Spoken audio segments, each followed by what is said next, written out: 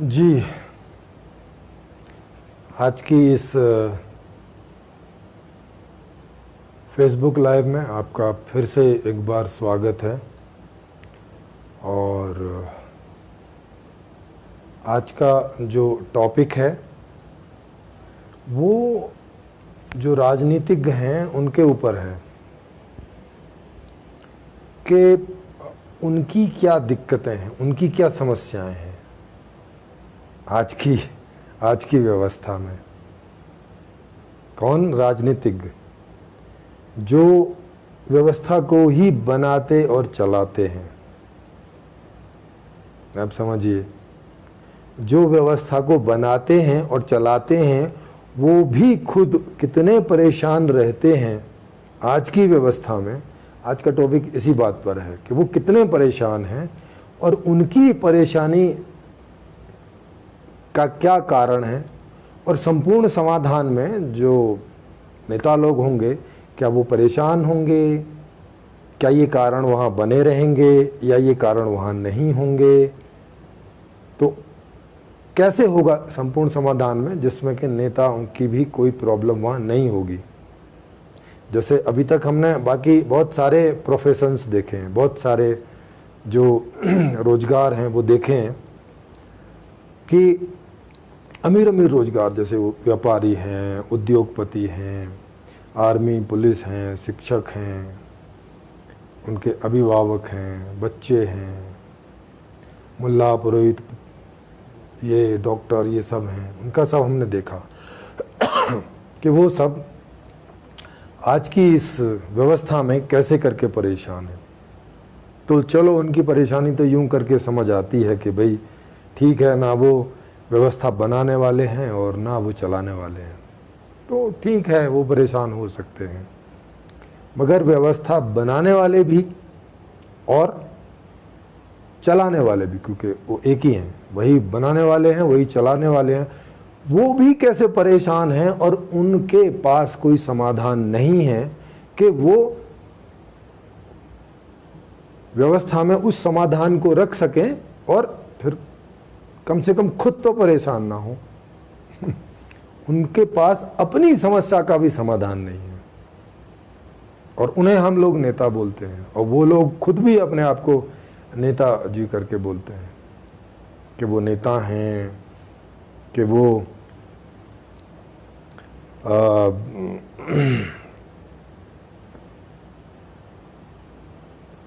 Politician हैं, बड़ी बड़ी पार्टीज के अध्यक्ष हैं, चलाते हैं, बड़े बड़े उनके संगठन हैं, इतना सब कुछ एक्सपीरियंस भी है उन्हें। और जब वो सरकार चलाने का जिम्मा जनता उनको देती है तो पूरे 5 साल परेशान ही दिखाई देते हैं। कभी बोलते हैं ये नहीं है, कभी बोलते हैं पिछली सरकारों ने जो है सब गड़बड़ किया हुआ था, हमसे सुलटने में नहीं हो रहा है, हमें और 10 साल 20 साल 50 साल चाहिए। उनकी परेशानियों का आज हम लोग जिक्र करेंगे कि उनकी भी क्या क्या परेशानियां हैं। बेचारे छोटी सी परेशानी से लेकर बड़ी परेशानी तक खुद इतने परेशान रहते हैं, जबकि व्यवस्था वही बनाते हैं और वही चलाते हैं और वही उसकी देख रेख भी करते हैं। ऐसा नहीं केवल चलाते ही हैं, बनाते भी वही हैं, व्यवस्था चलाते भी वही हैं और व्यवस्था की देख रेख भी वही करते हैं कि भाई ठीक ठाक से चल रही है कि नहीं चल रही है। उसके बावजूद भी इतनी सारी परेशानियां हैं उनकी कि वो अपनी परेशानियों का हल व्यवस्था बनाने में, कि चलाने में, कि देखरेख करने के द्वारा नहीं निवारण कर पाते। तो उसकी क्या कारण है? क्या उसका भी कारण आज की व्यवस्था में है या कुछ और है? जो भी कारण है उसका क्या निवारण है, और संपूर्ण समाधान व्यवस्था में इसका क्या निवारण है कि वहां पे नेताओं की कोई भी प्रकार की समस्या नहीं होगी। वहां तो किसी को भी किसी भी प्रकार की समस्या नहीं होगी। लेकिन अभी हम एक एक प्रोफेशंस को या कुछ कुछ प्रोफेशंस को एक एक ग्रुप में लेके और उस पर चिंतन मनन कर रहे हैं। तो कई सारे प्रोफेशंस पर ऑलरेडी चिंतन मनन हो चुका है। जिन्होंने नहीं देखा हो वो इसके पीछे के वीडियो देख लें, क्योंकि ये एक दिन छोड़ के एक दिन ये होता है ऑड डेट में, जैसे 1, 3, 5 ऐसे करके तो आज जैसे 31 तारीख है तो कल 1 है, तो कल नहीं होगा, क्योंकि अगर लगातार ऑड डेट पड़ जाती है तो नहीं होगा, एक उसमें से एक दिन कोई 31 को या 1 को। तो देखें, सबसे पहले पायदान से देखते हैं कि नेता जो लोग बनना चाहते हैं उनमें क्या इच्छाएं होती हैं, वो क्यों नेता बनना चाहते हैं, वहीं से शुरू करते हैं और वहीं से उनकी समस्याएं देखते हैं कि नेता बनने तक कितनी सारी समस्याएं हैं, फिर नेता बनने के बाद कितनी सारी समस्याएं हैं, फिर सच में जब लोग उसको नेता बना के देश की गद्दी पे बिठा दें वो फिर कितनी समस्याएं हैं। मतलब समस्याएं उसकी बढ़ती चली जाती हैं, कम नहीं होती, वहां जाकर भी कम नहीं होती, वो खुद भी कम नहीं कर पाता। तो देखें क्या है। अभी आपने देखे होंगे कि लगभग सभी पार्टीज में कार्यकर्ता होते हैं और वो सब कार्यकर्ता इसी इच्छा और भावना के साथ वहां जाते हैं, सारे तो नहीं लेकिन उनमें से अच्छा खासा परसेंटेज है, 20-25% तो ऐसा होगा कि जो बड़े पदों पर, माने नेतागिरी के पदों पर पहुंचना चाहते हैं। बाकी तो ऐसे ही होते हैं कि ठीक है भाई हम जहाँ तक पहुँच जाएं, या वो उनके अपने दूसरे रोजगार भी होते हैं या दूसरे प्रोफेशन में होते हैं, सोचते हैं जितनी थोड़ी बहुत सेवा हो जाए। मगर 20-25% तो कम से कम ऐसे लोग होते ही हैं कि जो चाहते हैं कि हम तो नेतागिरी के पद तक पहुँचें, कम से कम प्रधान बन जाएं या MLA बन जाएं, और नहीं तो MP तो बन ही जाएं, और प्रधानमंत्री भी बन जाएं तो क्या बात है, और राष्ट्रपति की भी ख्वाब वो देखते हैं इस तरह से। और ऐसा नहीं है कि वो शुरू में ऐसा सोच के करते हैं कि वहाँ हमें ये सुख सुविधा मिलेगी, हमें ये मिलेगा, हमें वो मिलेगा, ये बातें रहती हैं, पर ये इतनी इम्पोर्टेंट नहीं रहती। जब वो युवा होते हैं या जब वो इस क्षेत्र में जाना प्रारंभ करते हैं तो उनके अंदर भी उमंग रहती है, उन्हें लगता है कि अब तक के जो नेता रहे हैं उनमें कुछ कमी रही है, कोई ना कोई मजबूरी रही है, कुछ तो बात है, कुछ समझ नहीं आया होगा, कुछ रह गया होगा वगैरह वगैरह, कुछ ना कुछ वो अपने दिमाग में सोच लेते हैं और उन्हें लगता है कि हम जब आएंगे तो हम आसमान को फाड़ के रख देंगे, मतलब सारी समस्याएं समाधान कर देंगे, सब कुछ कर देंगे, कोई अपराध नहीं होगा, कोई जो है घूस नहीं होगी, कोई भ्रष्टाचार नहीं होगा, जैसे वो फिल्मी स्टाइल में होता है ना। फिल्में हम सब लोग देखते ही हैं, तो फिल्मों में हीरो आता है और वो जो भी कोई उसमें समस्या दिखाई होती है और अंत में उस समस्या को बिल्कुल जड़ से उसमें ऐसा दिखा देते हैं कि उसने ख़त्म कर दिया। ज़्यादातर फिल्मों में ऐसा होता है, हालांकि वो कोई वास्तविकता नहीं है, फिक्शन है, मूवी है, राइटर जो चाहे दिखा दे मूवी में।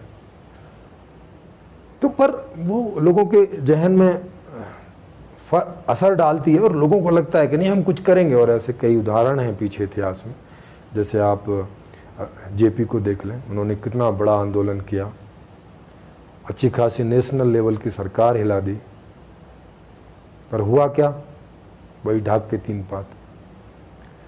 जब उनके लोगों को गवर्नमेंट में मौका मिला तो उनको समझ ही नहीं आया कि क्या करें, वह सरकार कैसे चलाएं, क्योंकि कोई भी एक्सपीरियंस नहीं, भाई क्या किया जाए। तब तो पढ़ाई का लेवल भी बहुत कम था, वो भाई कैसे करें, क्या करें। वो जैसे ऐसे होता है ना कि किसी आदमी को अचानक 1 करोड़ का सूटकेस मिल जाए, मतलब 1 करोड़ रुपए उसमें रखा, तो वो उसको समझ नहीं आता कि क्या करे इसको। बैंक लेके जाएगा तो पता चल जाएगा, घर में रखेगा तो कोई लूट ना ले, उसको होश फाख्ता हो जाते हैं, उसको समझ नहीं आता कि मैं क्या करूं। और जबकि वही बनिया बाटू करोड़ों रुपयों का रोज इधर उधर करते हैं, उनको कोई समस्या नहीं, क्योंकि उनको रहता है कहाँ क्या करना है, चाहे 1 नंबर से करें चाहे 2 नंबर से करें।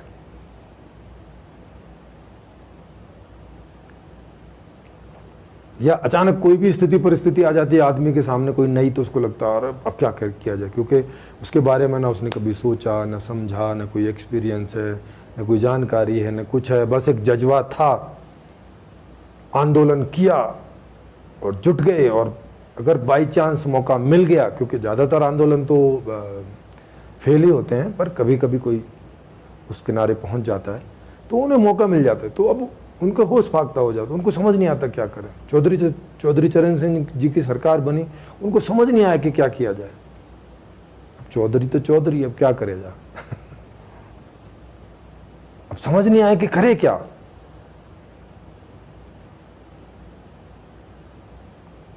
करे क्या? जैसे उदाहरण के लिए किसी लेबर को उठा के उसको बोलो भी चलो तुमको 1 महीने का प्रधानमंत्री बना देते हैं, अब वहां उसको ले जाके बिठा दो, 1 महीने में उसको समझ ही नहीं आएगा कि प्रधानमंत्री मतलब क्या होता है भाई। उसके सामने रख देंगे, हाँ जी यहाँ साइन कर दो, अब उसको पता नहीं चलेगा ये क्या चीज है, किस पे साइन करना है, मेरे साइन से होता क्या है, मुझे साइन करने चाहिए कि नहीं करने चाहिए, कुछ नहीं पता चलेगा उसको। क्या संविधान होता है, क्या नियम होते हैं, नियमों से क्या हो जाता है, किस नियम से क्या नहीं हो जाता है, दुनिया में समस्याओं के बारे में तो खैर सुन रखा होगा, टीवी रेडियो पे चलता रहता है, तो उसको समझ नहीं आएगा।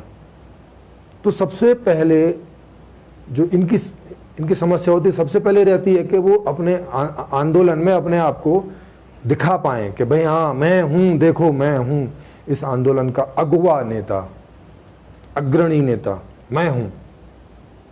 इसमें वो सारे लोग लग रहते हैं। सीधी सी बात है, दिखा पाएगा तभी अगले पायदान पे पहुंचेगा, अगर दिखेगा नहीं तो कैसे पहुंचेगा अगले पायदान पर। तो सबसे पहले तो उसे अपने आप को दिखाना होता है। अगर मीडिया वाला उसके सामने आ जाए तो उसे बाइट देनी होती है, कुछ भी पापा कुछ भी बोलता है, जो भी बेचारे को समझ में आता है उस समय।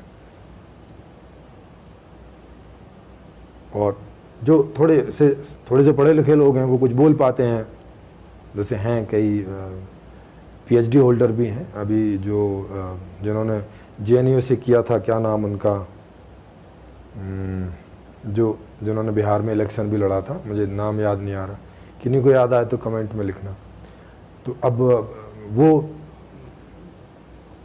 कॉलेज की जो नेहरू यूनिवर्सिटी थी, यूनिवर्सिटी से जो है राजनीति में आए और उन्हें मौका भी मिला, मीडिया वाले भी आए, उन्होंने काफ़ी सारे जो है अपनी बातें भी रखी और वो एक इस लेवल तक पहुंच भी गए, ये सब मेहनत करते हुए। आप देखो कितनी मेहनत करनी पड़ती है, और ये अकेले नहीं थे जो वो सब मेहनत कर रहे थे, उसमें कई सारे थे, कम से कम 8-10 उनकी तरह के लोग थे जो मेहनत कर रहे थे कि वो जो मुख्य नेताओं की लाइन है उसमें पहुंच जाएं, कम से कम मतलब इस स्थिति में पहुंच जाएं कि कम से कम वो अगर कहीं से खड़े हो जाएं तो लोग उन्हें जिता दें, केजरीवाल जैसी स्थिति में पहुंच जाएं, है ना। वो क्या थे जो जवाहरलाल नेहरू से जो फिर बिहार में लड़े पर हार गए, थोड़े से वोटों से, बहुत ज़्यादा वोटों से हारे नहीं। उन्होंने वहाँ से पीएचडी की है बाद में।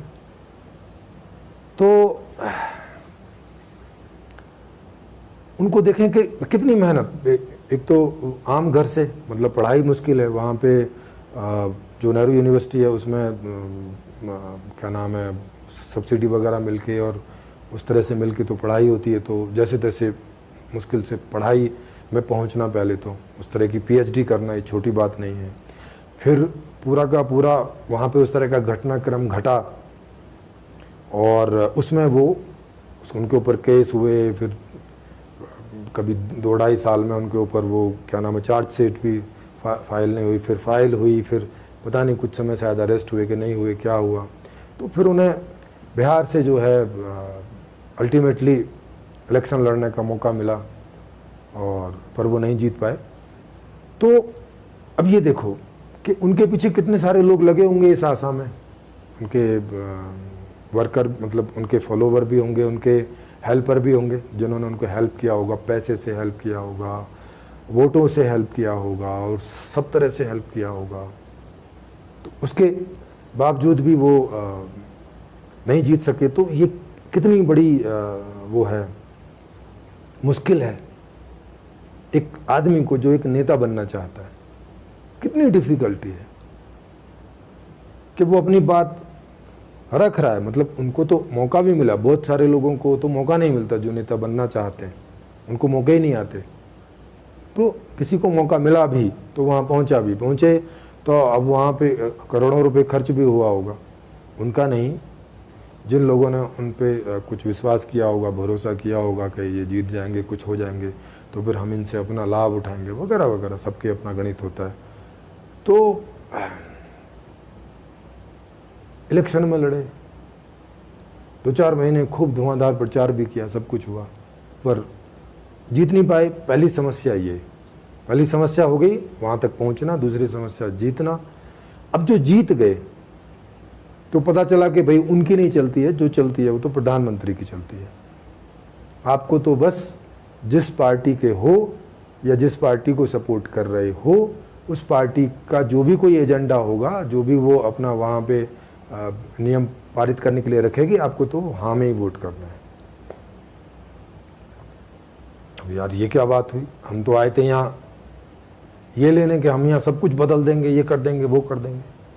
नहीं भाई, जैसे उधर कुछ टाइप की डेमोक्रेसी होती है, वैसे ही इधर भी कुछ टाइप की डेमोक्रेसी होती है। वहाँ भी आपको आधे से ज़्यादा बहुमत देना पड़ता है, तब कोई नियम पारित होता है या हटता है या कोई चेंज होता है।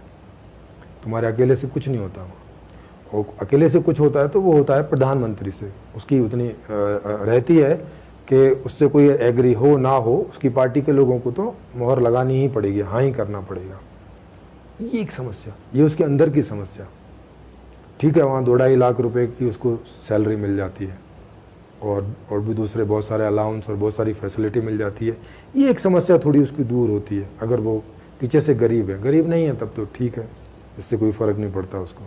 लेकिन अगर गरीब है तो उससे उसको काफ़ी फ़र्क पड़ता है। तो ठीक है, वो उसकी थोड़ी सी एक हल्की सी उठती है, फिर लोग डोनेशन वाले भी आ जाते हैं कुछ, फिर भाई हमारे बच्चों को नौकरी लगवा दो, ये करवा दो, वो करवा दो।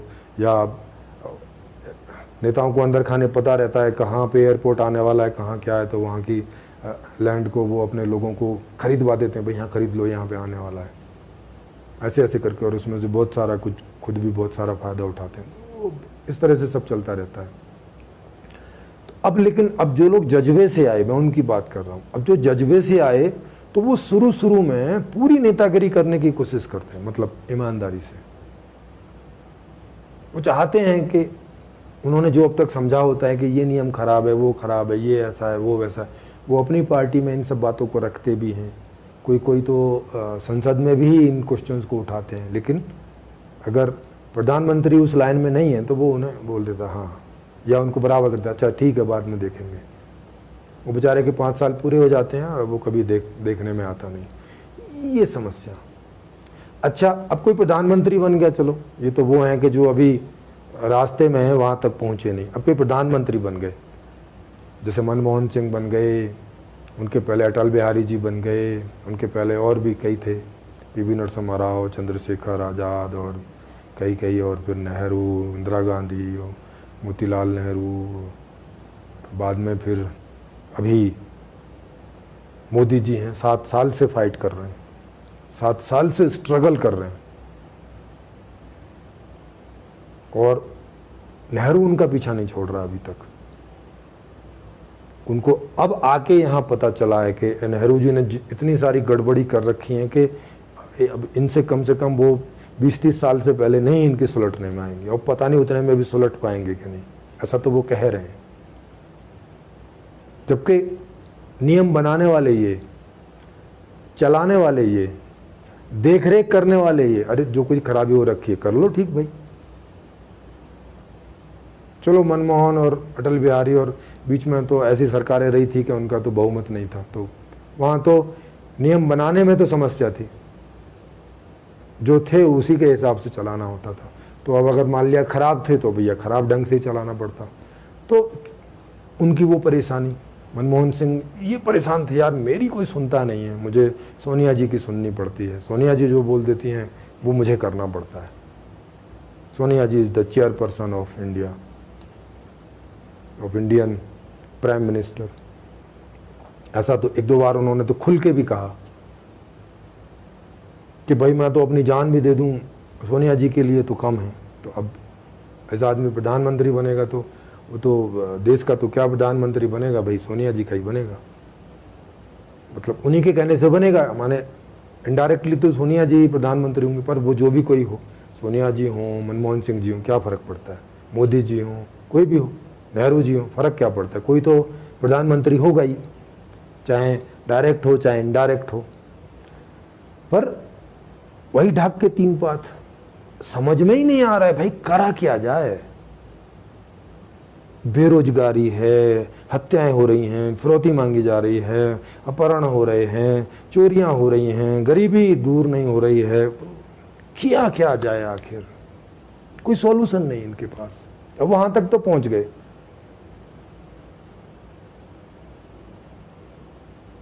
अब क्या करें। अब जैसे आरएसएस बीजेपी के थ्रू सरकार में तो पहुंच गई, अब क्या करे।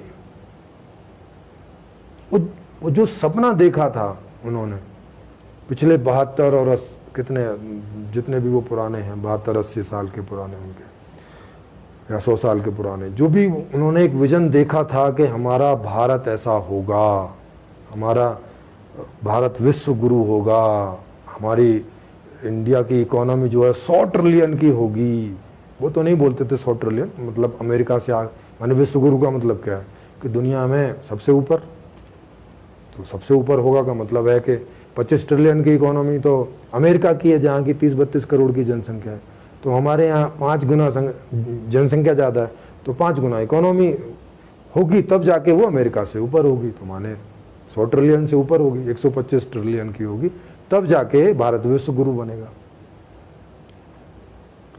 अब भारत की अभी इकोनॉमी 3 ट्रिलियन पहुंची नहीं, तो कहाँ 3 ट्रिलियन और कहाँ 125 ट्रिलियन, भाई बड़ा फासला है। अब बन तो गए प्रधानमंत्री, अच्छे खासे नंबरों से बन गए, चलो एक बार बने, चलो लगा भाई अभी तो नए नए हैं कुछ तो चलो।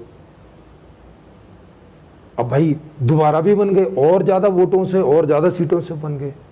अब भाई समस्या तो अब भी वही है, अब क्या करें, क्योंकि मोदी जी के भी तो अपने सपने रहे होंगे ना कि मैं भारत को वहां फ्लाई करा दूं। स्काई, वो बोलते हैं ना कि स्काई इज द लिमिट, मतलब कोई लिमिट नहीं, उसको अंग्रेजी में बोलते हैं स्काई इज द लिमिट। तो सपने तो उनके भी रहे होंगे, वो भी जो है घर से 16 साल 17 साल की अवस्था में छोड़ के गए और कुछ बनना चाहते थे। विवेकानंद जी से वो बहुत प्रेरित थे और इनसे बहुत प्रेरित थे, क्या नाम है जिनकी उन्होंने मूर्ति बनाई वो बड़ी सी, सरदार पटेल जी, वो उनके आदर्श पुरुष। तो अब क्या किया जाए। ठीक है, जनता ने तुम्हें जैसे तैसे पहुंचा दिया, तो कुछ मेहनत तुमने की, कुछ समय ने ऐसी स्थिति करी कि कांग्रेस को जो है उसमें डाल दिया, क्या नाम है वो घूस वाले चक्कर में। मौका मिल गया आपको, एक बार नहीं 2 बार मौका मिल गया, पर सवाल तो हर बार वही जो पीछे हर प्रधानमंत्री के सामने था कि अब क्या।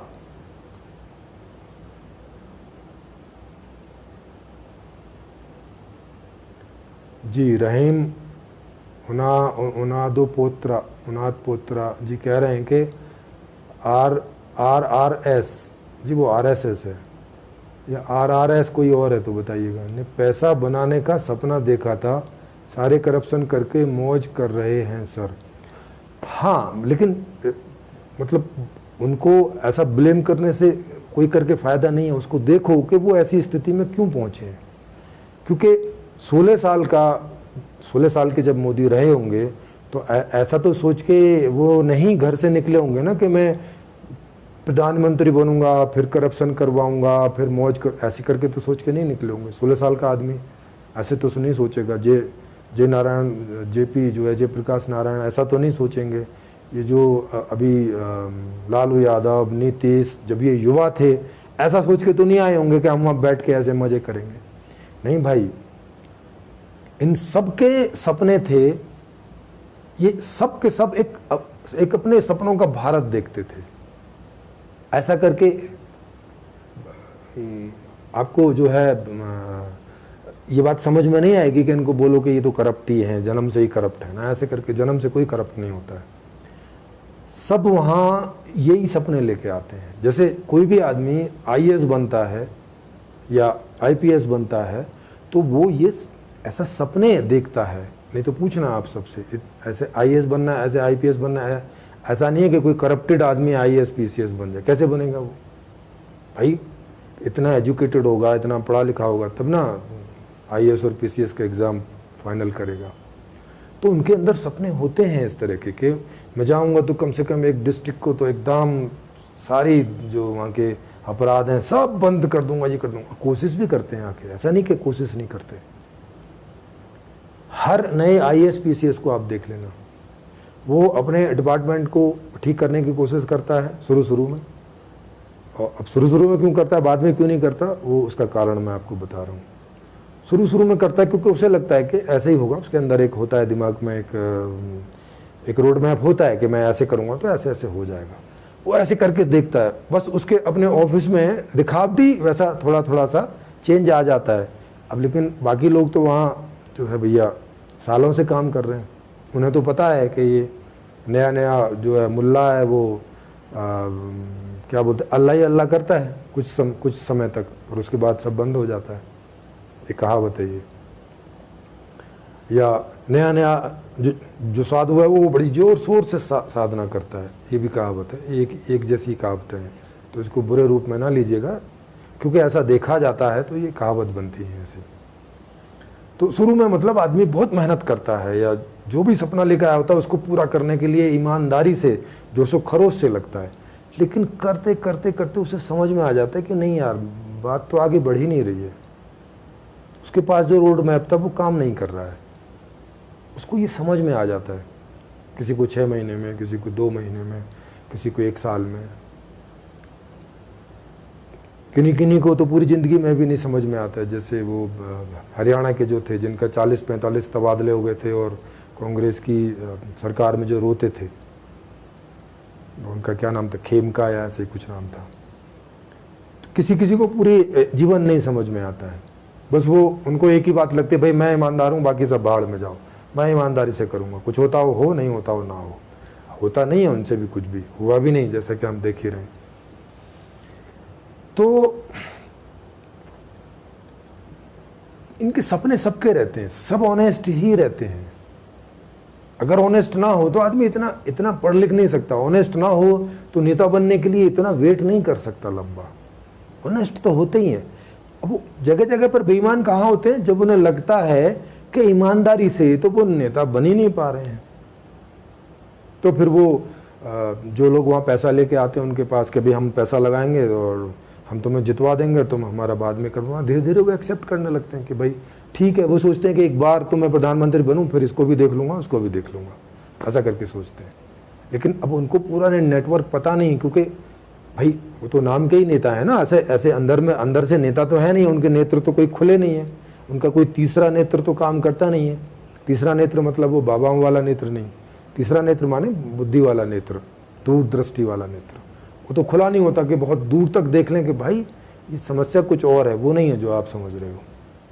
पर जैसा भी उसको लगता है वो चलता है और इतने पापड़ बेलता है, इतनी मुश्किल से आता है। आप किसी का भी देख लेना, चाहे आप केजरीवाल जी का देख लो, अटल बिहारी जी का देख लो, मोदी जी का देख लो, ये सब बचपन से ही लगे हुए हैं। बचपन से का मतलब है 10th 12th पढ़ रहे होंगे तब से, उसके पहले तो उतनी समझ नहीं होती। माने वही 16-18 साल की उम्र से समझ लो, तो 16 साल का आदमी, 15-16 साल का आदमी 10th में होता है। तो तब से ही कोई भी बच्चे लोग अपना सपना बनाते हैं कि मैं आईएएस पीसीएस बनूंगा, मैं डॉक्टर बनूंगा, मैं इंजीनियर बनूंगा, मैं नेता बनूंगा, मैं मुख्यमंत्री बनूंगा, मैं प्रधान, ऐसा कुछ ना कुछ वो अपना दिमाग सोचते हैं। और यह सोचवाया भी जाता है। लोग पूछते हैं हाँ भाई क्या बनोगे बड़े होके, क्रिकेटर बनोगे कि फुटबॉलर बनोगे कि खिलाड़ी बनोगे कि नेता बनोगे कि डॉक्टर बनोगे, क्या बनोगे? तो वो कुछ ना कुछ जो भी सामने आता है कुछ ना कुछ चूज कर लेता है और उस हिसाब से चलने का प्रयास करता है जितना भी कर पाता है। तो ये जितने भी लोग पहुंचते हैं वो उन्हीं प्रयास वालों में से कुछ सफल जो होते हैं वो पहुंच जाते हैं।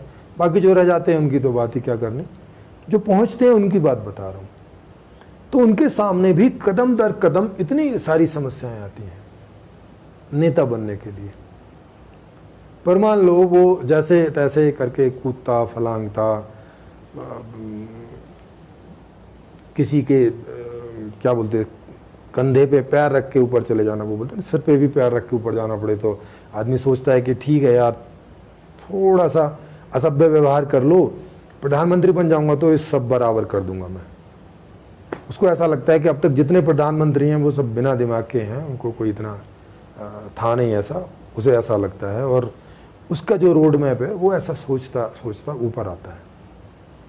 और अब आप मुझसे पूछोगे कि ये आपको इतना जो है इतना कैसे पता है? भाई मेरा जो छोटा भाई है वो बीजेपी में आज से नहीं है, वो भी जब ऐसा ही 18-20 साल का रहा होगा तब से ही वो प्रयास कर रहा।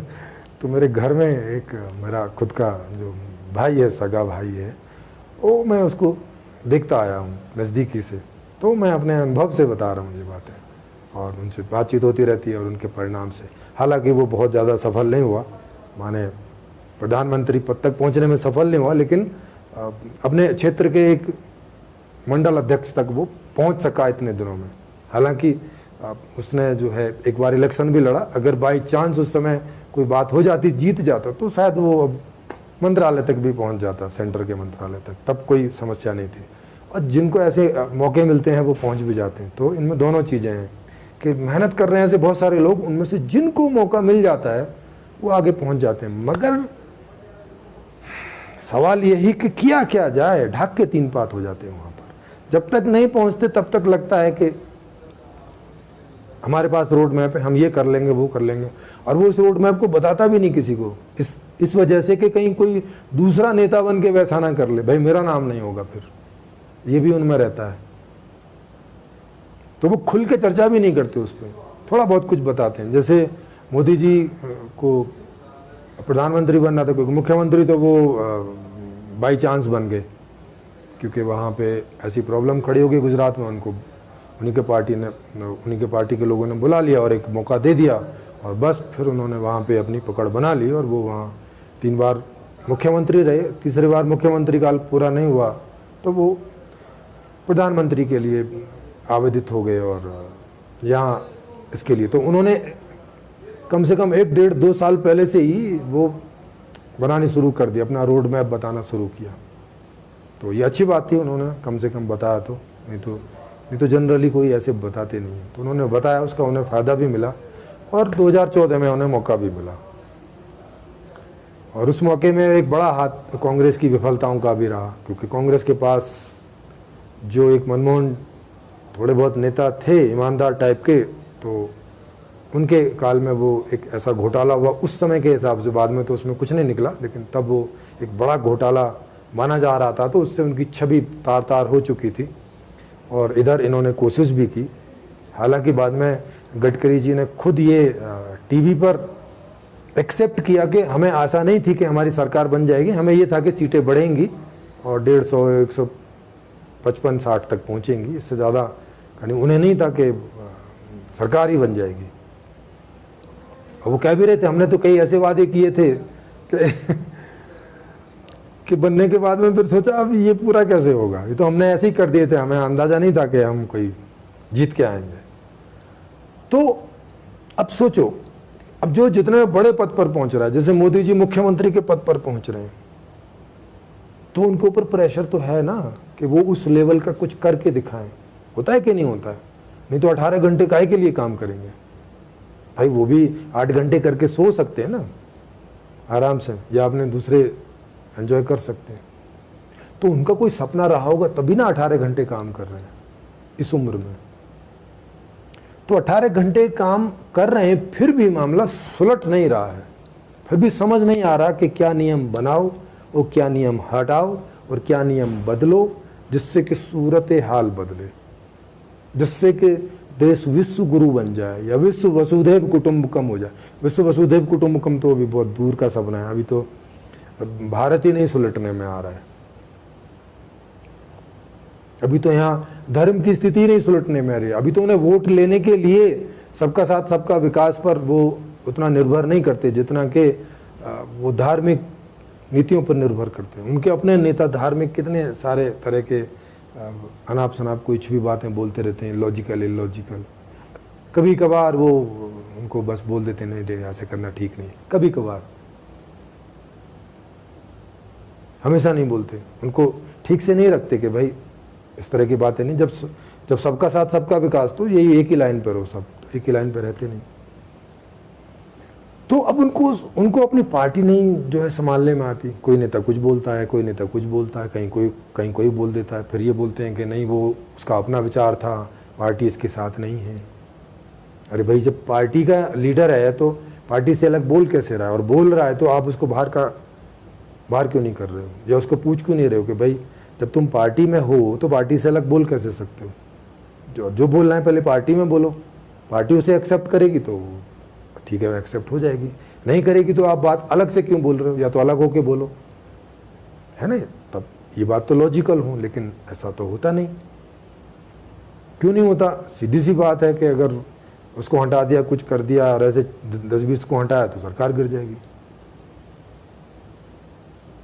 तो पार्टी को भी बना के रखना, चलाना भी है, और किन किन को सीटें, किन किन को टिकट देते हैं आप देखते ही हो कि 40-45% से ज़्यादा जो लोग हैं वो हैं जिन पे हिनियस क्राइम है, मतलब बड़े अपराध हैं, ऐसे छोटे मोटे नहीं जो ऐसे कोई झूठ मूठ के भी उनके ऊपर हो जाते हैं। ठीक है, नेता लोग हैं तो कई झूठे भी होते होंगे, पर कईयों पे तो हिनियस, मतलब मर्डर तक के क्राइम है, मर्डर के हैं, रेप, वो जो था यूपी में, उसके ऊपर रेप का क्राइम का आरोप कब से था, और वो कब जाके उसको इन्होंने हटाया, उसने मर्डर तक भी करवा दिया था जेल में। बताइए कौन था वो, कुलदीप वगैरह, कौन, कुलदीप सेंगर या कौन था। तो कितनी सारी समस्याएं हैं मोदी जी की। जो मंत्री हैं, माने जिनके पास मंत्रालय हैं, उनका मंत्रालय जो है वो घाटे में जा रहा है। अब वो इनको सबको वो प्राइवेट करना पड़ रहा है क्योंकि पैसे तो आ नहीं रहे।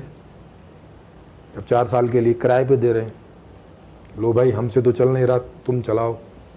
अब अडानी अंबानी उसको चलाएंगे, या अडानी अंबानी जैसे और लोग जो बैंकों का जो कर्ज है उसको नहीं पटा सकते, मगर इनके लिए पैसा खर्च कर देंगे, ये करेंगे भी तो, क्योंकि इसके पहले भी मोदी जी ऐसी स्कीम लेकर आए तो उसमें तो कुछ पैसा वैसा आया नहीं, कोई इन्वेस्टमेंट नहीं आया खास। इसमें भी आएगा, बड़ी संशय है, पर आ भी गया तो मतलब तुमसे क्यों नहीं चल रहा है, मंत्रियों से या प्रधानमंत्री से क्यों नहीं चल रहा है। अडानी अंबानी अगर ज़्यादा समझदार हैं और ज़्यादा योग्य हैं तो फिर उन्हें क्यों ना प्रधानमंत्री बनाया जाए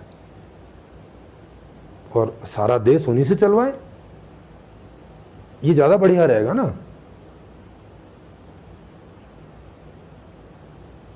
अगर सरकार मंत्रालयों को नहीं चला सकती ठीक से,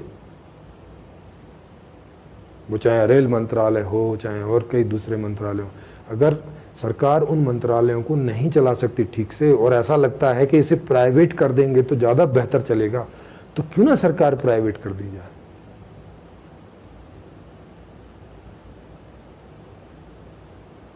क्यों ना, जैसे कोई 10-20 लोग होंगे, जैसे टाटा है, अंबानी है, बिरला है, अडानी हैं और भी हैं, ऐसे 150 तो होंगे भारत में, तो क्यों ना भारत का एक एक स्टेट, एक एक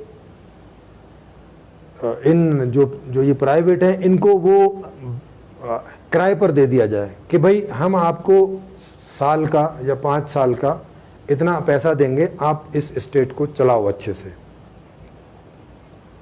हर आदमी को आप जॉब कराओ, हर आदमी की जो है अच्छी ज़िंदगी दो, मतलब अगर वो अच्छे से चला सकते हैं, अगर वो रेल मंत्रालय को अच्छे से चला सकते हैं तो फिर देश को चलाने में क्या है। रेल मंत्रालय देश का ही तो एक हिस्सा है। ऐसे रेल मंत्रालय जैसे ही तो कई सारे हिस्से मिला के एक पूरा भारत है। जैसे एक सड़क मंत्रालय है, कपड़ा मंत्रालय है, केमिकल, ऐसे ही करके सारे मंत्रालय हैं, कृषि मंत्रालय है, शिक्षा मंत्रालय है, ऐसे ही तो करके सारे मंत्रालय हैं। तो आप जब सबको अगर प्राइवेट कर रहे हो तो फिर तो फिर ये एक संविधान में एक ऐसा कर दो कि भैया करवाएंगे, जो सबसे अच्छा चलाएगा फिर वही बाकी सारी स्टेट को चलाएगा। एक बार दे के दे दो 5 साल, इनमें से जो सबसे बढ़िया चलाए तो एक इनमें कंपटीशन भी होगा, तो सबसे बढ़िया चलाने की कोशिश करेंगे इनके पास जो भी अधिकतम योग्यता होगी। जो अच्छा चलाएगा भैया उसको ही दे दो। इसका मतलब है कि भाई उसके पास ज़्यादा योग्यता है। जैसे अभी जो मोदी जी कह रहे हैं कि भाई मुझसे तो नहीं चल रहे, आप चलाओ। इसका मतलब है मोदी जी मान रहे हैं कि इन मामलों में मोदी जी के पास उतनी योग्यता नहीं है, या मोदी जी और मोदी जी सहित जो उनका मंत्रालय, जो उनके मंत्री हैं, सारे मंत्री संतरी सब, वो नहीं चला पा रहे, तो भाई वो चलाएंगे। तो ऐसा भी नहीं कर पा रहे हैं। अब क्यों नहीं कर पा रहे? क्योंकि ऐसा करेंगे तो सीधे सीधे ये बात माननी होगी कि भैया मेरे बस की नहीं है। अब मेरे बस की नहीं है तो अगली बार जनता इनको वोट क्यों करेगी? इतना बड़ा फेरबदल करने की शायद इनके पास कोई रोड मैप नहीं है कि संविधान में इतना बड़ा फेरबदल कर दें। भाई देश के नाम पर कर दें, चलो देश को हमें विश्व गुरु बनाना है तो ठीक है, देखो, क्योंकि पूरी पार्टी को चपत लग जाएगी। जैसे इस समय कांग्रेस की पूरी पार्टी को चपत लगी हुई है, क्योंकि जो राहुल हैं वो कुछ भी ऐसा कर ही नहीं पा रहे कि जिससे पार्टी में कोई पुनर्जीवन हो। उनकी समस्या अपनी है ना, राहुल गांधी की समस्या, कांग्रेस में जितने भी नेता होंगे उनकी समस्या कि यार हमारा मुख्य नेता कुछ खास नहीं कर पा रहा है, हम ऊपर उठ नहीं पा रहे हैं, 20-22% से वोटिंग ऊपर जा नहीं रही है हमारी, क्या किया जाए।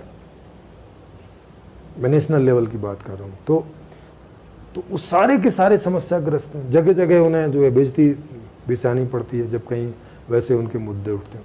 देख रहे हो नेताओं की समस्या कितनी सारी है, जगह जगह बेइज्जती होती है, कितनी गालियां पड़ती हैं इनको।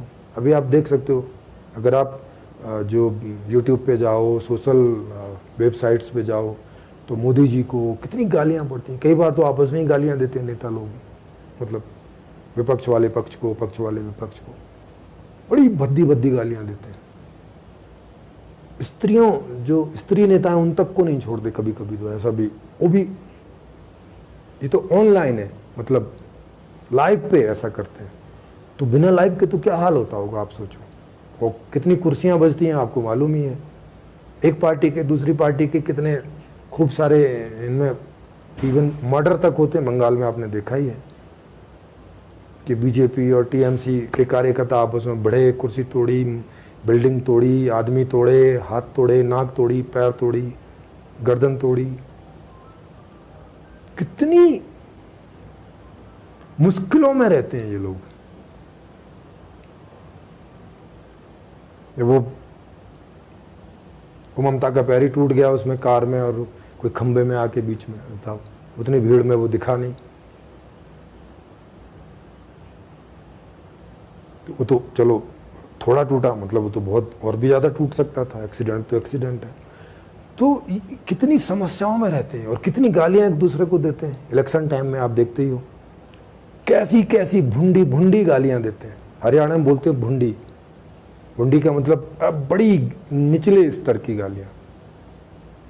और झूठ तो बोलना आम बात है।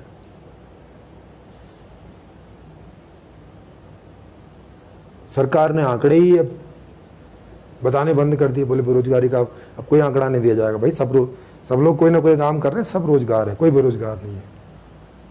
ये फालतू का मंत्रालय है, इससे कुछ नहीं होता। उन्होंने मंत्रालय ही बंद कर दिया। करना पड़ता है भाई, क्या करे क्या। आए तो थे, बड़ा ख्वाब लेके आए तो थे ऐसा कि लेस गवर्नेंस और more, less government and more governance, आए तो थे ऐसा करके। अब जब मोर गवर्नमेंट किए उन्होंने, अब भी कुछ नहीं हो रहा है।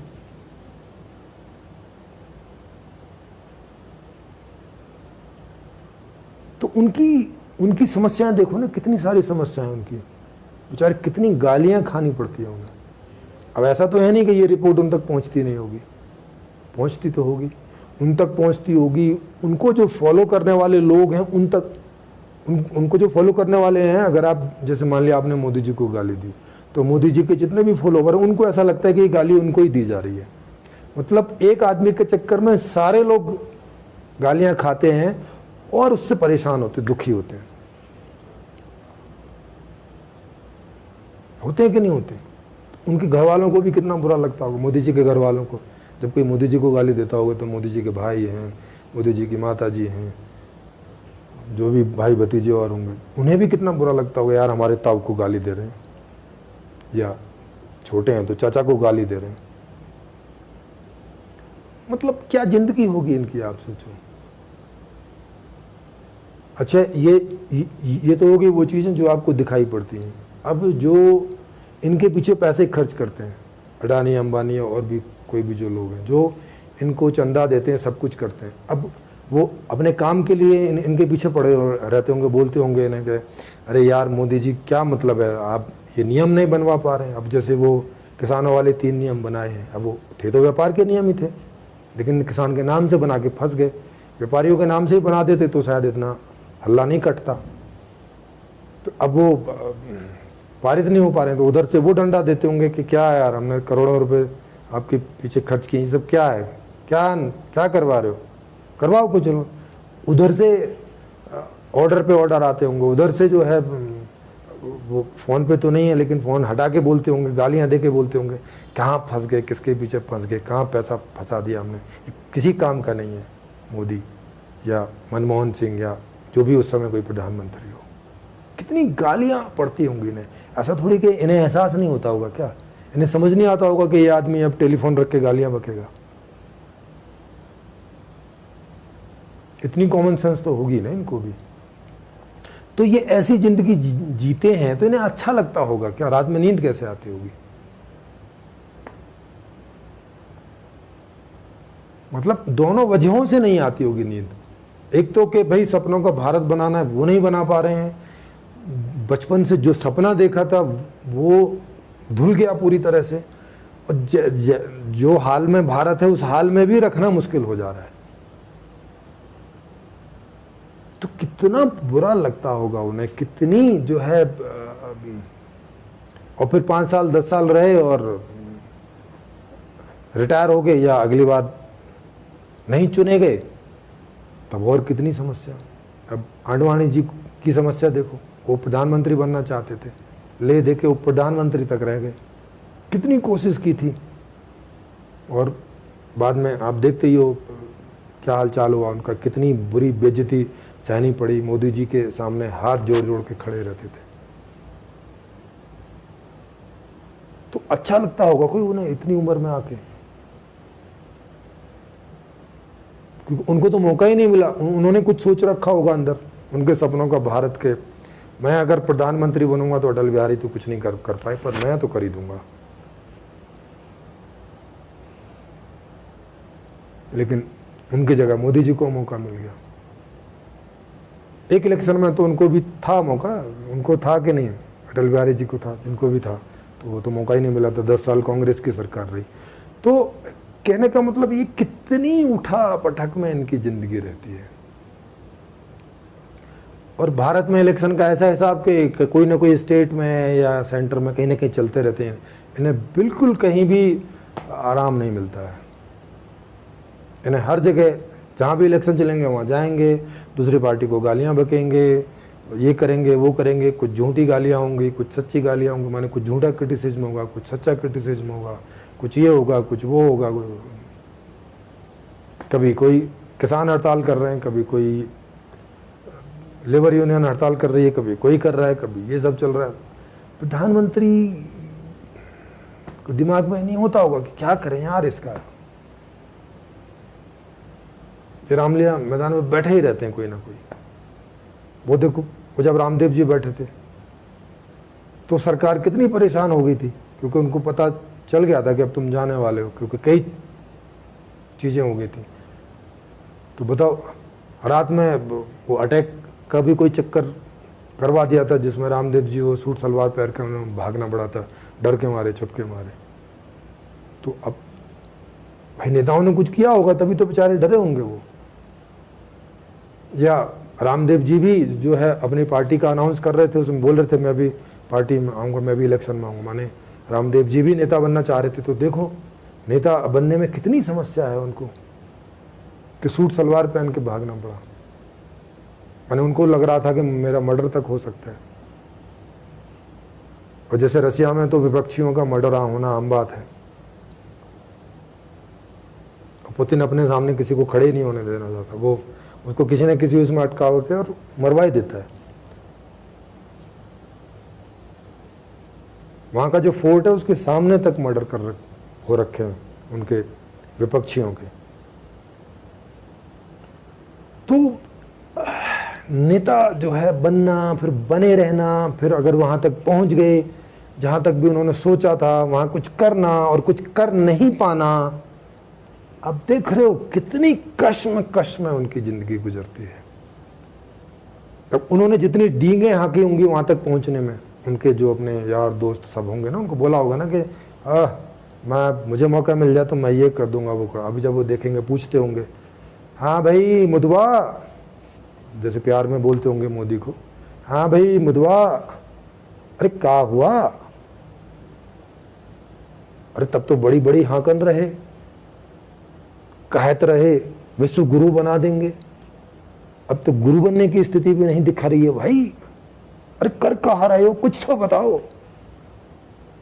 अब फिर मोदी जी बोलते होंगे, अब बुड़वक, अब तो को समझना ही है, हमको भी तब समझना ही थी, अरे यहां आके पता चलता है कुछ नहीं कर सकते भाई, सब हाथ पैर बंध जाते हैं, कुछ समझ में नहीं आता कि क्या करें।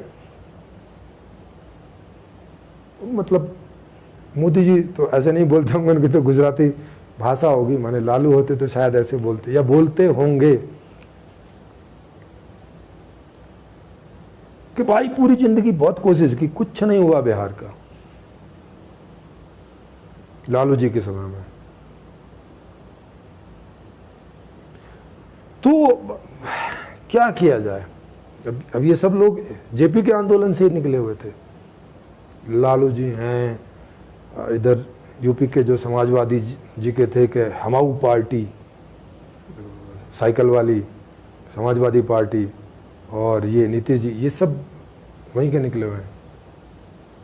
अब अभी जैसे हैं वो जेपी जी को बहुत मानते हैं, ये हरियाणा में जो एक नई पार्टी जो केजरीवाल जी के साथ निकले थे, वो हाँ योगेंद्र यादव जी, तो अब वो कह रहे हैं, वो जैसे किसानों के आंदोलन के साथ हैं, वो कह रहे हैं कि भाई ऐसा ऐसा करो, वैसा वैसा करो। अब उन्हें लग रहा है कि उनके पास कोई रोड मैप है, वो अगर प्रधानमंत्री बन गए तो कुछ कर देंगे, लेकिन वहाँ पहुँच के उनका भी ऐसे ही हो जाएगा। क्योंकि भाई कोई रोड मैप है तो अभी रखो ना, रोड मैप तो रखो कम से कम, जैसे मोदी जी ने कम से कम कुछ रखा तो था। आप लोग तो रोड मैप भी नहीं रखते हो, कुछ रख तो दो, अपने अंदर मत रखो उसको, उसका अभी कुछ रखोगे तो उस पर बातचीत होगी तो कुछ पाक साफ हो जाएगा।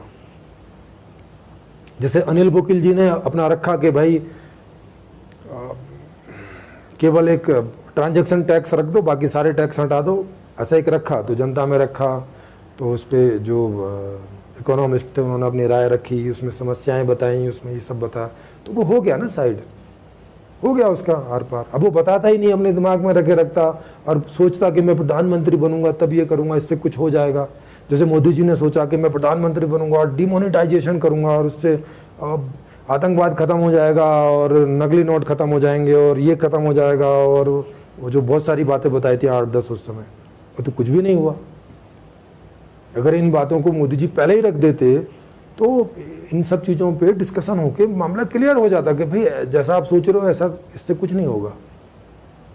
तो इस प्रयोग में जाके देश की हालत खराब नहीं होती, उस मामले में कम से कम कुछ तो ठीक होती। तो पहले से बता के डिस्कशन करना ज़्यादा अच्छा रहता है। पर अब ये लोग करते नहीं, ये लोग सोचते हैं कि नहीं मैं बता दूंगा तो दूसरा नेता ना कर ले कहीं। अरे भाई दूसरा नेता के पास अपना रोड मैप, वो भी सोचे बैठा है ऐसे ही अंदर।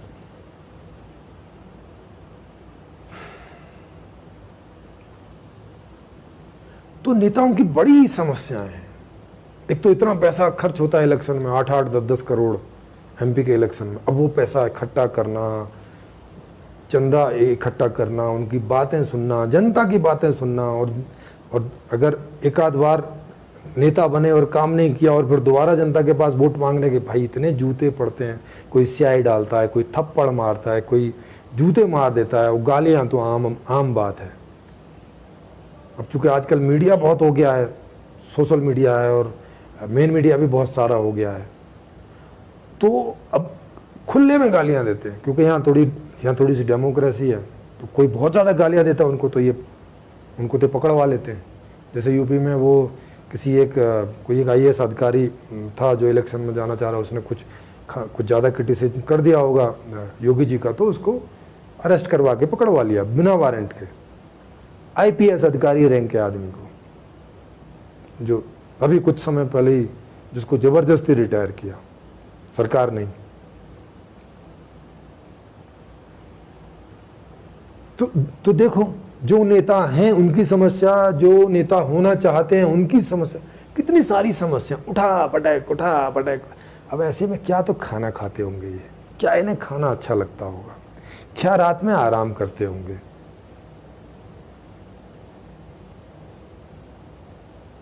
सुबह क्या आशा लेके उठते होंगे कि अब और आज कितनी गालियां खानी है। क्योंकि सॉल्यूशन तो भाई, सॉल्यूशन के लिए तो कम से कम उतना डेवलप माइंड चाहिए ना, कि सच में कोई सच वाला नेता चाहिए।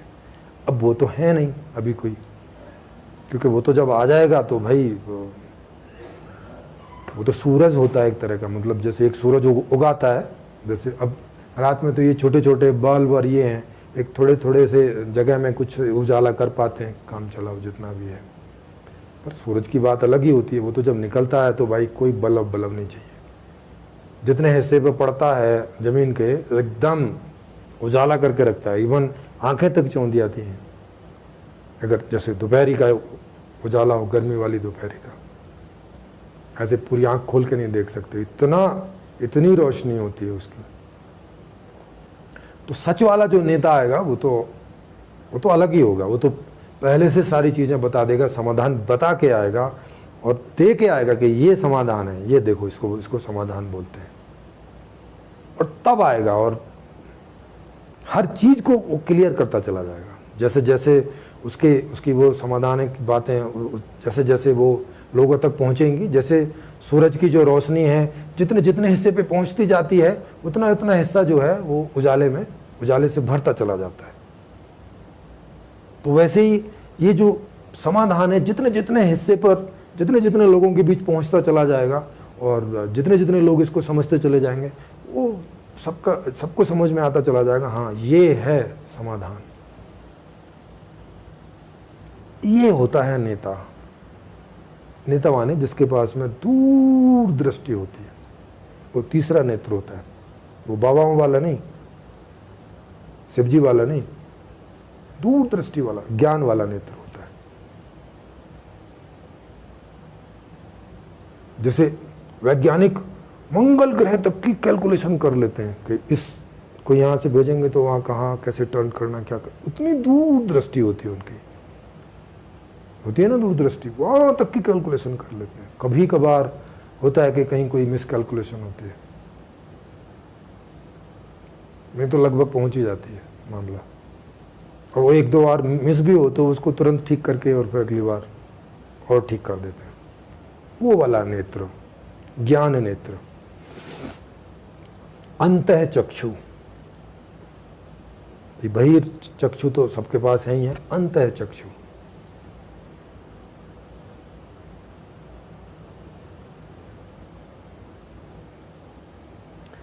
तो इतनी सारी जो है उनकी ये सारी समस्याएं हैं, और वो समस्या में रहते ही हैं। वो नेता बन जाएं तो, नेता बनने की प्रोसेस में हो तो, बनने के बाद में मौका भी मिल जाए तो उनकी समस्याएं ही रहती हैं। बन गए तो आर्थिक समस्या थोड़ी उनकी खुद की सुधर जाती है या उनके घर वालों की सुधर जाती है, लेकिन उसके बदले में दूसरी बहुत सारी गालियां और ये और वो सब बहुत आ जाती है। ये सारी चीजें जो है उनको अब पता नहीं वो कैसे सहन करते होंगे या क्या करते होंगे, ये वही जाने, क्योंकि उस पोस्ट पर पहुंचकर क्योंकि ये लोग बताते नहीं कि क्या करते होंगे, पर परेशान तो दिखाई पड़ते ही हैं, ये तो साफ है। मेहनत भी ऐसा नहीं कि कम करते हैं, बहुत मेहनत करते हैं। जैसे मोदी जी तो 18 घंटे, शायद ही कोई प्रधानमंत्री होगा जो 18 नहीं तो 15 या 14 ऐसे घंटे काम नहीं करता होगा। तो ये सारी समस्या रही आज की व्यवस्था में या आज तक की व्यवस्थाओं में। पीछे अगर प्रधानमंत्री को राजा से आप रिप्लेस कर लें तो अब संपूर्ण समाधान में क्या होगा? तो देखो, संपूर्ण समाधान में एक तो जो सच में नेता होंगे वही नेता पद पे जाएंगे, क्योंकि उसका टेस्ट है। जैसे यहाँ IAS PCS या जितने भी सारे जॉब हैं उनके टेस्ट होते हैं, वैसे ही नेताओं का भी टेस्ट होगा। तो जो उस टेस्ट को क्वालिफाई करेंगे केवल वही नेताओं के पद पर जा सकेंगे। तो जो सच वाले नेता होंगे, जो सच में जो नेता होंगे, वही नेता के पद पर पहुंचेंगे। तो बाकी सब लोगों को ऐसे मैं नेता बनूंगा का चक्कर नहीं है। टेस्ट है, जैसे IAS PCS का टेस्ट होता है, टेस्ट पास कर लो, ठीक है, कहीं पर भी नेता के लिए आप खड़े हो सकते हो। जहाँ जहाँ कहीं भी जिस बात के लिए इलेक्शन होंगे वहाँ पे आप चाहोगे तो खड़े हो जाओगे। दूसरा है कि जो संविधान बनाने की बात है वो जनता के पास रहेगी, वो नेताओं के पास नहीं। मतलब वो नेताओं की जिम्मेवारी नहीं होगी, वो केवल प्रपोजल दे सकते हैं, क्योंकि वो उस बात के ज्ञानी होंगे, उस बात के वो ज्ञाता होंगे। तो वो प्रपोजल देंगे कि भाई ये नियम बदल देने से या ये नियम हटा देने से या ये नियम बनाने से ये मौजूदा समस्या दूर हो जाएगी, या ये मौजूदा जो और एक सुख है, नया टाइप का सुख है, वो आ जाएगा। तो वो अपने उस बात को विद एक्सप्लेनेशन जनता के बीच रखेंगे, जनता उसको देखेगी और उसका एक प्रोसेस दिया हुआ है संपूर्ण समाधान में, उससे वो पारित हो जाएगा। पारित होने के बाद में भी 24 घंटे सत्ता की जो देश की जो सत्ता की जो ताकत है वो लोगों के हाथ में ही रहेगी। उन्हें लगेगा कि नहीं, इस नियम ने वैसा काम नहीं किया जैसा आप बता रहे थे, तो वो उसको कभी भी हटा सकते हैं, कभी भी साइड कर सकते हैं। तो ये हमेशा जनता के हाथ में रहेगा। नेताओं के हाथ में क्या रहेगा कि प्रपोजल देना और जो भी संविधान है उसके हिसाब से देश को चलाना। तो उसमें नया अर्थशास्त्र दिया है, वो तो सारी चीज़ें मैंने ही चेंज कर दी हैं, इस हिसाब से दे दी कि पूरा समाधान है, उसको आप खुद अपने बल से, अपनी बुद्धि से, अपनी समझ से खुद चेक कर सकते हो। अपने आसपास आपके जो कोई बुद्धिमान आदमी है उनसे चेक करा सकते हो, तो उसे आप खुद चेक कीजिए। और जब मैं ऐसा समाधान दे सकता हूँ तो उस समय के जो नेता होंगे, जिस तरह के नेता की मैं बात कर रहा हूँ, तो वो तो फिर चलाने में भी अव्वल दर्जे के होंगे। और उनका चलाया जाना का मतलब है कि टॉप क्वालिटीज़ की जो प्रोडक्ट्स एंड सेवाएं हैं वो आपको मिलेंगी, और उसमें कुछ भी प्राइवेट नहीं है, वहाँ सब सरकारी होगा। वहाँ ऐसा नहीं है कि ये तो मैं सरकारी रखूँगा, ये तो मैं प्राइवेट कर दूँगा, ये तो मैं स्कूल तो मैं सरकारी भी रखूँगा, सरकारी प्राइवेट भी कर दूँगा। अरे ये क्या मतलब है? अरे या तो सब कुछ सरकारी कर दो या तो सब कुछ प्राइवेट कर दो। ये दो तरह का, ये दो मुँहे सांप क्यों बनते हो कि नहीं इतना तो मैं सरकारी रखूँगा और इतना मैं प्राइवेट कर दूँ? ये क्या मजाक है दुनिया के साथ में या देश के साथ में? अरे कोई एक तरीका अच्छा होगा ना, कोई या तो सरकार अच्छी होती होगी, या तो प्राइवेट व्यवस्था अच्छी होती होगी, या तो सरकारी व्यवस्था अच्छी होती होगी। तो जो दोनों में से जो अच्छी व्यवस्था है वही लेके आओ, या तो सारा प्राइवेट कर दो। भाई सरकार पे भी प्राइवेट लोगों को बिठा दो कि भाई चलाओ, जो बढ़िया चलाएगा ठीक है। या तो सारा सरकारी कर दो अगर सरकारी व्यवस्था अच्छी होती है। सरकारी व्यवस्था अच्छी नहीं है तो इस बात को मानो, खुले में बोलो कि सरकारी व्यवस्था खराब है और हमारे पास सही सरकारी व्यवस्था का रोड मैप नहीं है, तो प्राइवेट लोगों को दे रहे हैं। भाई उनके पास कोई दिमाग हो तो वो चला लें, क्योंकि अभी आप प्राइवेट लोगों को दे रहे हो तो सीधी सी बात है अब से वो महंगी होगी, क्योंकि जो प्राइवेट लोग हैं वो तो कोई भी अच्छी सेवा करने के लिए वो तो टिकट बढ़ाएंगे, वो सब टैक्स बढ़ाएंगे, वो सब उनको बढ़ाना पड़ेगा, तब उनके पास पैसे आएंगे तो पैसे से वो और ज़्यादा लोगों को वगैरह वगैरह रखेंगे। ये काम आप क्यों नहीं कर सकते खुद? जब वो हर चीज़ को, जो भी चीज़ अब तक प्राइवेट हुई है वो सब महंगी हो गई हैं कि नहीं हो गई हैं?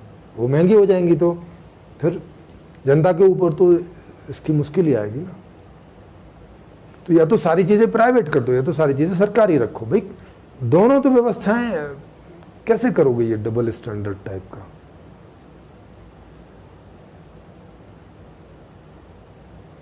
आर्मी भी, पुलिस भी, ये सब प्राइवेट कर दो कि भाई तुम जितने केस सुलझाओगे उस हिसाब से हम तुम्हें पैसा देंगे, ठेका है। नहीं, आप बोले यार ये कैसी बात करो, हाँ तो फिर हर चीज सरकारी करो ना, फिर प्राइवेट मत करो, क्योंकि ये बात तो हर चीज में आएगी। अब सेना और पुलिस का उदाहरण दिया तो आपको लगा नहीं नहीं ये तो ज्यादा हो जाएगा, नहीं, हर चीज ज्यादा ही हो जाती है आप प्राइवेट कर देते हो। प्राइवेट करने का ही मतलब है कि वो अनकंट्रोल, अब कोई कंट्रोल ही नहीं है उस पर, ना रेट का कंट्रोल है, ना बेचारे, अब किसान को क्या पता चलता है टमाटर बोए के क्या बोए, अब पता चला जब फसल आई तो रेट नहीं मिल रहे हैं। क्यों नहीं मिल रहे हैं? वो भाई मांग नहीं है। वो मांग क्यों नहीं है? वो भाई 3 ट्रिलियन की इकोनॉमी है भारत की, मांग कहाँ से होगी? अमेरिका थोड़ी ना है कि 25 ट्रिलियन की इकोनॉमी, धड़ाधड़ वहाँ पे टमाटर 300 रुपये किलो बिकता है, 300-400 रुपये किलो बिकता है। भारत है 10 रुपये किलो भी नहीं मिलता जब जिस समय इसका सीजन आता है। तो उनके पास समाधान नहीं। तो अब ये हाल है नेताओं का, लेकिन इससे उन्हें बुरा तो लगता ही होगा। जैसे मैं भी यहाँ पे थोड़ी बहुत आलोचना कर रहा हूँ, तो इसको जब कोई भी नेता सुनेंगे तो उन्हें कुछ तो सहानुभूति भी होगी कि हाँ भाई हमारे दुखों के बारे में बात कर रहा है, बात सही है। वो भी दुखी हैं, वो भी तो आदमी ही हैं, इसी देश के रहने वाले हैं। वो थोड़ी ना चाहेंगे कि देश गड्ढे में चला जाए, खराब हो जाए। तो सब चाहते हैं कि देश विश्व गुरु बने, विश्व गुरु ना भी बने तो कम से कम बराबरी पे तो रहे, सब चाहते हैं। लेकिन भाई हो नहीं पाता। क्यों नहीं हो पाता? क्योंकि समाधान नहीं है उनके पास। भाई हवाई जहाज की खोज होगी तब ना आदमी उड़ेगा उसमें बैठ के। हवाई जहाज की खोज ही नहीं होती, जब तक नहीं हुई थी तब तक आदमी उड़ नहीं सकता था ना। तो अच्छी व्यवस्था की, समाधान की खोज होगी तब ना समाधान होगा। तो अब मैंने ये संपूर्ण समाधान जो है वो खोज दिया है। संपूर्ण समाधान का मतलब संपूर्ण समाधान, हर तरह का, किसी भी प्रकार की कोई समस्या ये समाधान आने के बाद में रहेगी नहीं, पैदा ही नहीं होगी, पैदा होनी ही बंद हो जाएंगी समस्याएं। और केवल सुख और सुविधाएं ही पैदा होंगी, वो भी सबके लिए, जैसी वो चाहेंगे, जब चाहेंगे और जहां चाहेंगे और जितनी चाहेंगे। इस प्रकार की वो व्यवस्था है। तो उसको देखें, समझें, परखें, परखवाएं और लोगों तक पहुंचाएं, शेयर करें, लाइक करें, शेयर करें। अगर आपको लगता है कि हाँ ठीक है तो, और जितना जल्दी ये लोगों तक पहुंचेगी, माने सूरज की रोशनी जितना जल्दी जिन हिस्सों पर पड़ेगी तो वहाँ उजाला होगा। तो ये जैसे जितनी लोगों तक ये बातें पहुँचेंगी और उनको समझ में आएंगी तो उतनी इसके लिए सहमति बनेगी और ये व्यवस्था उतना जल्दी आएगी। और फिर इस व्यवस्था का जो परिणाम है वो आप प्रैक्टिकली देखोगे, भोगोगे, एंजॉय करोगे। तो ये आज का टॉपिक रहा। आपका बहुत बहुत धन्यवाद। और अगले उसमें कितने 3 तारीख में फिर भेंट होगी किसी न किसी टॉपिक को लेके। तब तक सभी को नमस्कार।